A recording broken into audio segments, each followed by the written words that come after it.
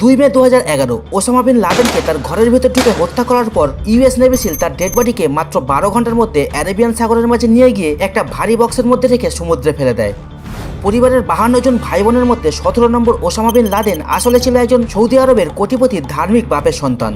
তারপরও আমেরিকা তার ডেড বডিকে কারোর হাতে না দিয়ে মানব সভ্যতা থেকে অনেক দূরে নিয়ে গিয়ে সমুদ্রের 1000 ফুট নিচে দাফন করে দেয়।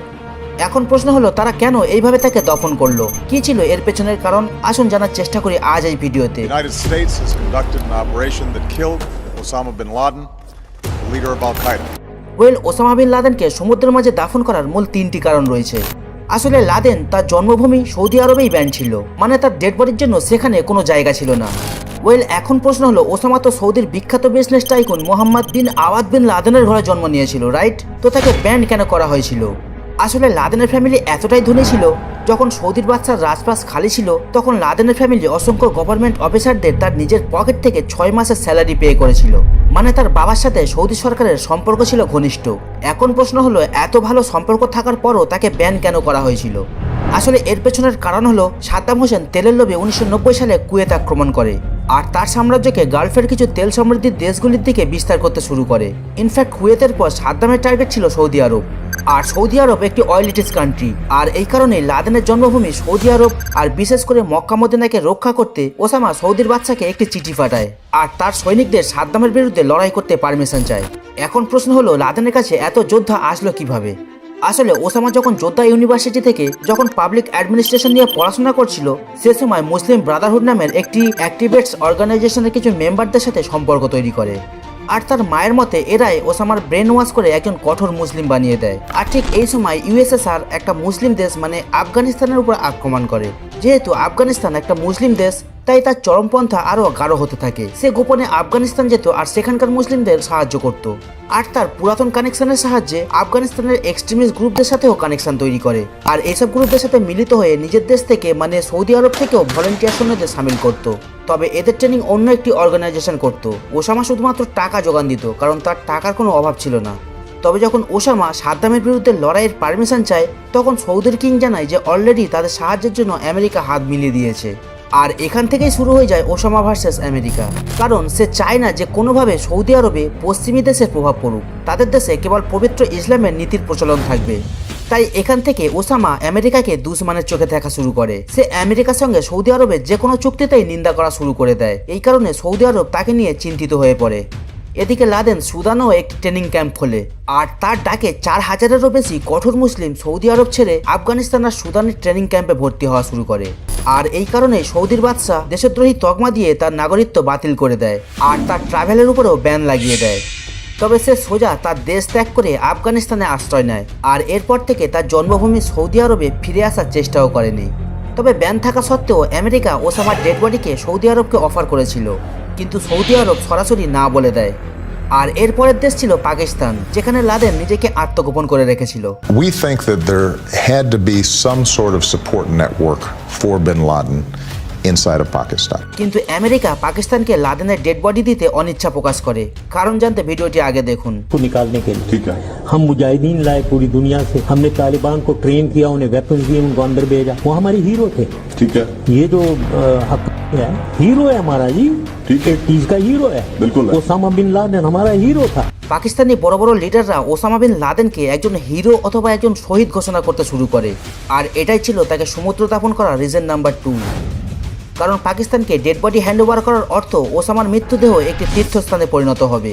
আর আমেরিকান নজরে এই সময় সে একজন টপ জঙ্গি নেতা ছিল। তারা কখনোই চায়নি ওসামার কবর পবিত্র স্মৃতিচিহ্নে রূপান্তরিত হোক, কারণ তারা এর আগে সাদ্দাম হোসেনের বডির সাথে একই ভুলটা করেছিল। 9/11 অ্যাটাকের পর ইউএস সাদ্দামের উপর টেরোরিস্টদের কেমিক্যাল আর বায়োলজিক্যাল অস্ত্র সাপ্লাইয়ের আরোপ লাগায়।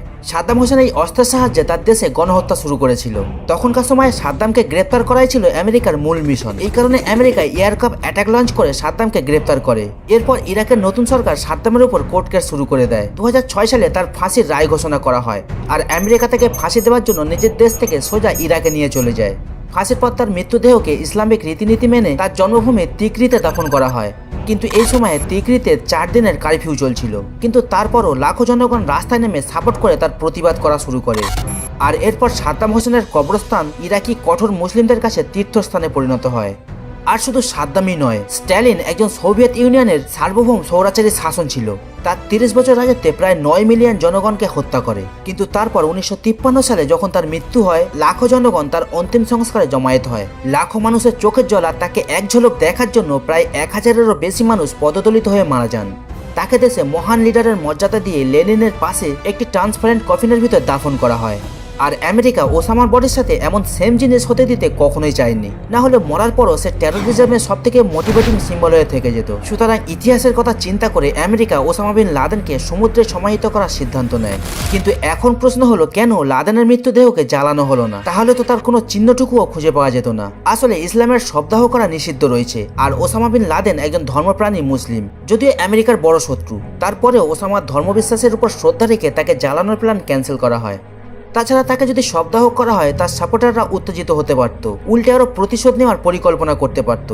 এই কারণে সমুদ্র দাফন তাদের কাছে ছিল বেস্ট অপশন। ইসলামের বিধিনিয়ম অনুযায়ী মৃতকে দাফন করার 4টে মেন স্টেপ রয়েছে। সর্বপ্রথম বডিকে গোসল দেওয়া, তারপর সাদা কাফনে মোড়া, তারপর জানাজার নামাজ পড়া, আর তারপরে দাফন করা। আর মৃত ব্যক্তির মাথা যেন মক্কার দিকে প্লেস থাকে। কিন্তু যদি কোনো মুসলিম মেরিটেবল করার সময় মারা যায় আর 24 ঘন্টার মধ্যে তাকে ভূমিতে আনা অসম্ভব হয়, তাহলে সমুদ্রে দাফন করা যেতে পারে উপরের 3টে স্টেপকে অনুসরণ করে। আর ইসলামের বিধি নিয়ম মাথায় রেখে আমেরিকা ওসামার লাশকে আহমেদাবাদ থেকে আফগানিস্তানে নিয়ে যায় জিএনএলএফ আইডেন্টিটি ভেরিফিকেশনের জন্য।